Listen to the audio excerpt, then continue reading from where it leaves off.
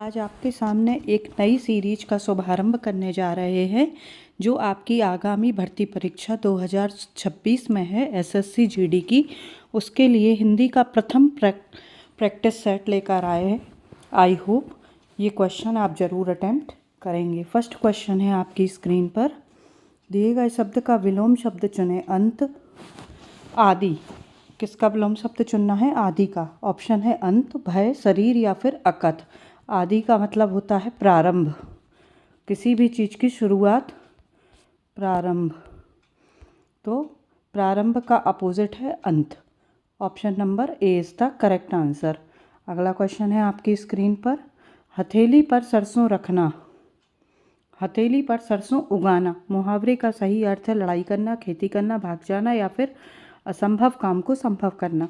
तो हथेली पर सरसों कैसे उग सकती है? ये तो असंभव काम है ना। तो असंभव काम को संभव करना is the correct answer. D option is the correct answer है। अगला क्वेश्चन है आपकी स्क्रीन पर। Question number 3।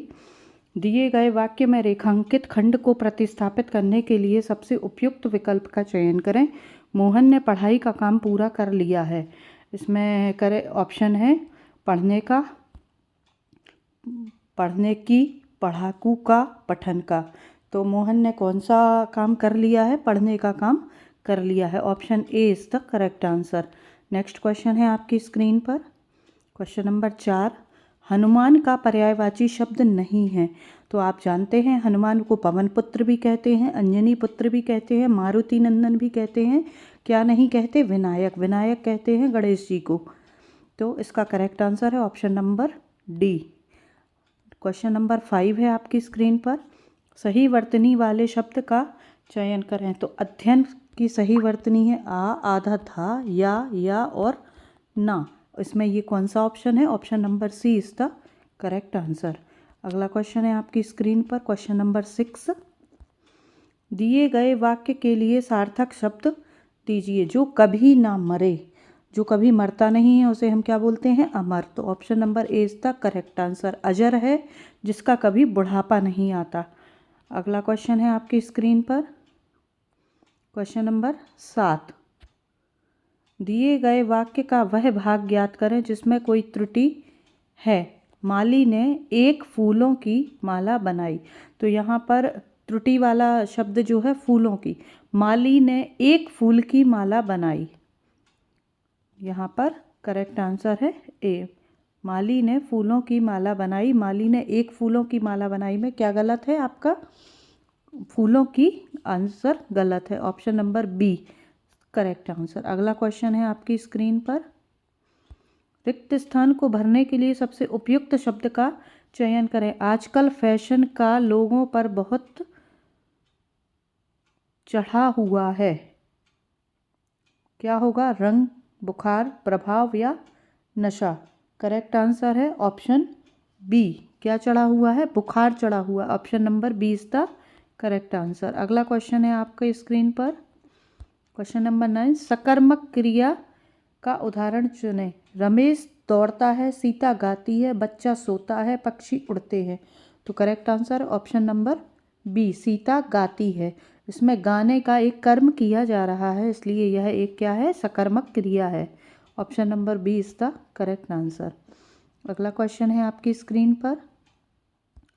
घी के दिए जलाना मुहावरे का सही अर्थ है रोशनी करना, खुशी मनाना, दिवाली मनाना या पूजा करना। तो करेक्ट आंसर है ऑप्शन नंबर बी, खुशी मनाना। घी के दिए आदमी तभी जलाता है जब वह बहुत खुश होता है। अगला क्वेश्चन है आपकी स्क्रीन पर। Question number 11। दिए गए वाक्य में संज्ञा से बना विशेषण पहचाने। यह भारतीय संस्कृति है। यह ऑप्शन है यह भारतीय संस्कृति। ऑप्शन नंबर डी है। तो इसमें करेक्ट आंसर है आपका बी, भारतीय। यहाँ पर विशेषण कैसे हुआ? जो संस्कृति की विशेषता बता रहा है कि संस्कृति तो है लेकिन कहाँ की है? तो भारतीय संस्कृति है। और विशेषता बताने वाले शब्द को ही हम क्या कहते हैं? विशेषण कहते हैं। तो option number B is the correct answer. अगला क्वेश्चन है आपकी स्क्रीन पर। गंगा का पर्यायवाची है यमुना, सरिता, भागीरथी या फिर कालिंदी। तो करेक्ट आंसर है ऑप्शन नंबर सी, गंगा का पर्यायवाची शब्द भागीरथी भी है। सी इज द करेक्ट आंसर। अगला क्वेश्चन है आपकी स्क्रीन पर। उपसर्ग का प्रयोग होता है शब्द के प्रारंभ में, शब्द के मध्य में, शब्द के अंत में या फिर कोई नहीं। तो कहाँ पर होता है उपसर्ग का प्रयोग? शब्द के प्रारंभ में। और शब्द के अंत में क्या होता है? प्रत्यय।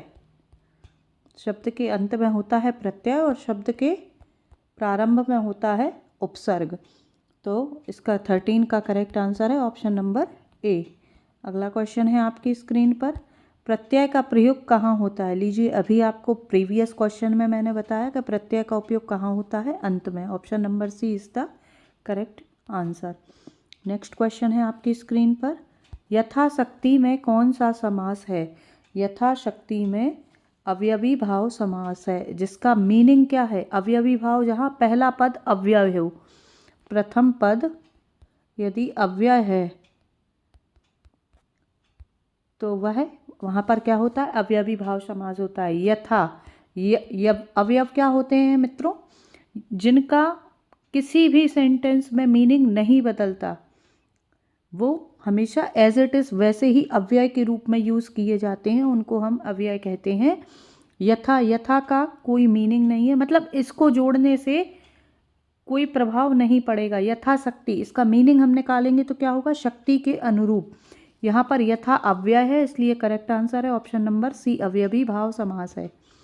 नेक्स्ट क्वेश्चन है क्वेश्चन नंबर 16 आपकी स्क्रीन पर, विद्यालय का सही संधि विच्छेद क्या है? विद्याधन आलय, विद्याधन लय, विद्धन आलय, विधाधन आलय।